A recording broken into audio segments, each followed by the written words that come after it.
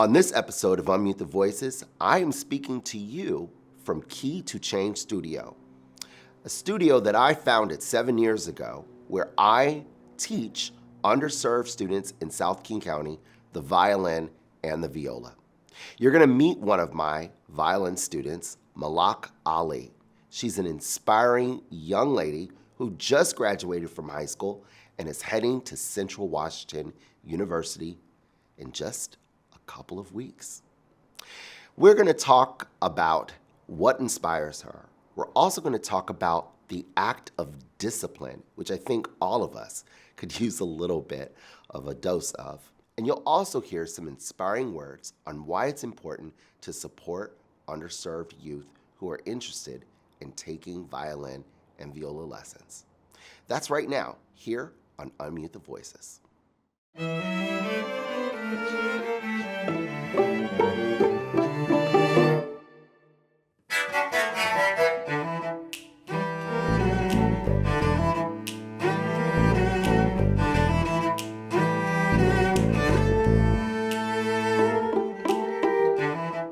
Malak, welcome to Unmute the Voices. How are you? I'm pretty good. Thank you so much, Dr. Morris. How does it feel being on a video set?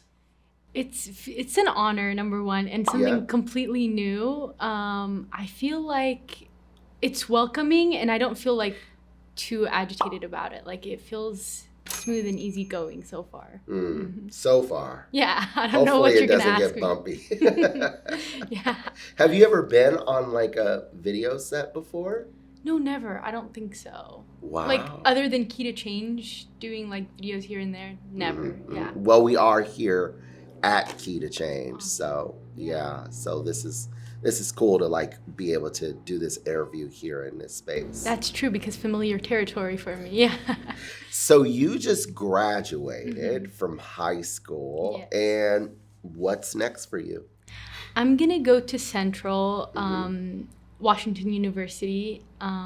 For the first year, I'm gonna do some general classes, and then I'm hoping to like after 4 years to get into physical therapy. Oh, yeah. Cool.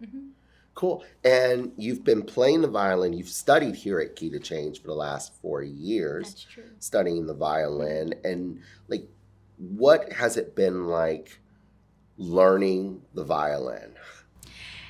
It's been such a privilege for me, but also it's been challenging, but like in a good way. I feel like if we just live life with no challenge and nothing to get us out of our comfort zone, it makes us softer people. And playing the violin, especially with you, makes me approach challenges in a much easier way.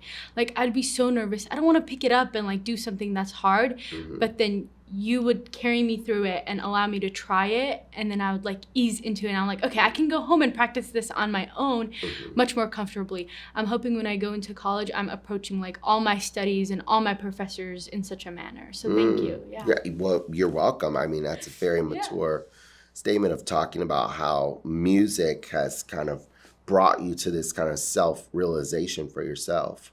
Oh, absolutely. Everything I learn at Key to Change, I think can be like attributed into multiple parts of my life, not just music. Like what? It can be translated. As I said, like it's just challenging things, like even like different attitudes that I have with family members. It helps me to kind of be more tolerant of them because of the patience it takes to play the violin.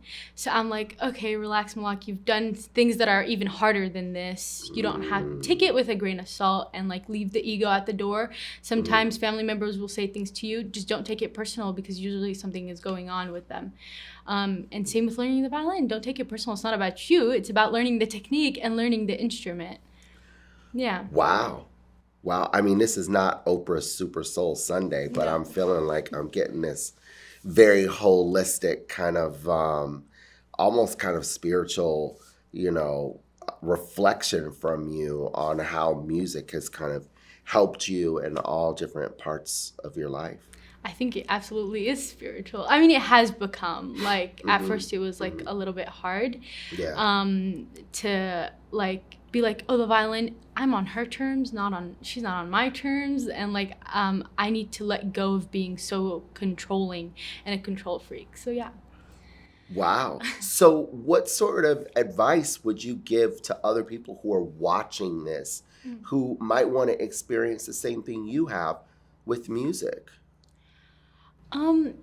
If you are like in the King County or like in Washington, come visit our classroom, even just for a little bit. I think it would be so cool. And we love it when we have guests as students. Yeah. And like, I don't know if you've seen like some of the kids, like they'll make videos and then we'll be like, we love Key to Change. And then we'll just have the videos and then send them on group chats. Just see what it's like, the energy of our classroom. And then also if there is students or parents in King County, they should at least have their kids try the program for a few days. Challenge your kids, get them out of their comfort zone. And I think it prepares us for the future in many ways, playing an instrument like that. Yeah. Cool. So this show, Unmute the Voices, it's a show that highlights and celebrates the artistic excellence of people of color in classical music. Why do you think it's important for people to support people of color in classical music who are both performers like yourself and also composers? I think it's really important because for a really long time, or like even just growing up, I didn't think playing the violin was an opportunity for me. And then it got introduced to us in school. But in school, like you've got a band teacher teaching like string instruments, and their expertise are in wind instruments. And they also kind of favor their band group because they tend to be better because the teacher's much more, their capacity to teach that instrument is much better than playing like a violin or a cello. So I was like, okay, even this is kind of a little willy-nilly, wishy-washy in school. And then that's why I don't classify the 2 years I played an instrument previously before Key to Change as even playing the violin. I only say 4 years because that's how long I've been with Key to Change. Wow. Yeah. I think it's so important because people of color have so much talent and so much diversity and something to give that is different than the regular demographic that's always being pushed and given resources. Helping support us can shed light onto people of color and help them play the instrument and also be that artistic person that they know, that I know we are capable of, but we just don't get the opportunity or the chance to do so. Unmute the Voices is sponsored by Key to Change Studio. Key to Change Studio is a violin and viola studio located in Renton, Washington, which allows middle and high school underserved students living in South King County an opportunity to take violin or viola lessons. For more information, visit their website at keytochangestudio.org. Now, back to Unmute the Voices. So what kind of sparked your interest in playing the violin? I always thought the violin picked me and I didn't pick it because who would pick something like super difficult, not difficult in a way that like makes you turn away, but it's just not as comfortable to do something so new. When I was in 6th grade, I believe, we got to go like see a bunch of teachers who played the instruments and they were like, okay, now you get to go. I heard the violin, I was like, yep, that's the one I'm gonna have to pick when I heard the violin. But then I left it because, again, the teachers are not that great, and then I also didn't feel like they were able to get out like my talents or my likeness to it. And then middle school came around. We didn't even have an orchestra group, but one of the teachers played the saxophone. It was our history teacher. And I told him I played the violin and it would be so cool if we had like an orchestra program. And so next year he got his degree to be like a music teacher, even though he just played the saxophone. Wow. But he still got it. And then we had like a small orchestra class in 8th grade in 8th grade, so middle school. Okay. And then I didn't like it, so I was like, okay, I'm just gonna have to leave. I don't want to do this. And then in high school, I got put by my counselor into an orchestra class. I was the only student in that classroom, so I got all the attention, was all eyes on me, and I was like, oh, what do I do? Like, this is too much pressure. And that's when I got to be on a Zoom call with you, Dr. Morris. And then the first thing you taught me was the cash money hand sign, and that like changed everything. And then after that, I just really loved you teaching me and like being so witty and funny on Zoom call. And it's COVID, like who has time to be funny on? I loved it. Oh my God. I know a lot of people struggled during COVID, but I loved it. I was having a blast teaching online, you know. That's so true. I got to experience some of your humor, and I was like, oh my God, I love this. And then my teacher got me connected, and so I was able to play at Key to Change after that. And then it was a click. Yeah. So the violin kind of chose you. That's what I think. Yeah. So what do you say to those people then who might not understand? They might say, well, music is for everyone. You know, it shouldn't be about like whether they're people of color or if they come from marginalized communities. Like it's for everyone, you know. What do you say to those people? That kind of reminds me of affirmative action, not to get political, but Okay. it reminds me of the same. So I wouldn't have had the opportunity to do this if there wasn't a program like Key to Change. I would be stuck in those same orchestra rooms that the teachers are not even meant to be teaching in that classroom. They just get put there. But because of you, Dr. Morris, and allowing students of color to have a program that they can go to and get highest of educations and meet the most professional, most eloquent people here, then we wouldn't get that opportunity because there's no funding. You're not gonna have an orchestra class if you're not in a, richer area. And also like how, schools get funding, it's based on the surrounding area, like how much tax are people paying and stuff like that. So people in low-income communities, their schools are not getting as much funding as, let's say, somewhere in Bellevue or Redmond. They're getting much more funding. So their orchestra programs, their sports programs are always higher. So how you are here to reconcile between that gap in different areas.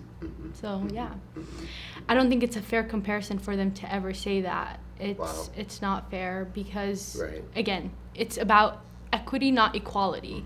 Like, so just because maybe you get like, let's say you're hungry and I am full, like I already have food, but you're hungry, but they give both of us food. How is that fair? Like, I don't need the food. So it's about equity, like giving everyone what they need, not just giving everyone the same thing. We don't all need the same thing. So then when you're listening to the radio or you're listening to a podcast or watching a video series of a person of color in classical music either perform or speak, why is that important for everyone to know who those people are?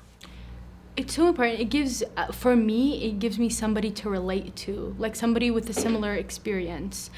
I don't want to just hear about people who have been spoon-fed everything their whole entire life. I want to hear about people who have had the same experiences as me, who had to struggle to let me know that it's possible, that it's possible to get to where they have gotten. It's kind of like a blueprint for us, people of color. Like, if I only see one certain demographic, then I'm going to feel already ousted from that if I don't see composers of color, if I don't hear people of color speak about music and play music. My last question for you is, what should people expect from you in the next 5 and 10 years? Hopefully I'm fixing their joints in physical therapy. I think that would be really cool, but I also want to continue to be a part of Key to Change and give back to the community. I think that is so beautiful. I got to work with like the beginners class, and it was like so hard. Thank you so much, Dr. Morris. But that is so fulfilling. Like what you do is purposeful, and it's just you walking through your purpose. And if I could just be a little bit of support and help around Key to Change in the office, it would mean the world to me. So I'm going to be around. I'm hanging. Good, because we would love to have you back. Thank you so much, Dr. Morris. Thank you so much for being on Youth of Voices. My pleasure. Yeah, Thank you. It's a pleasure. And thank you as well for watching this episode of Youth Voices. I'm Dr. Quinton Morris, and have a great day.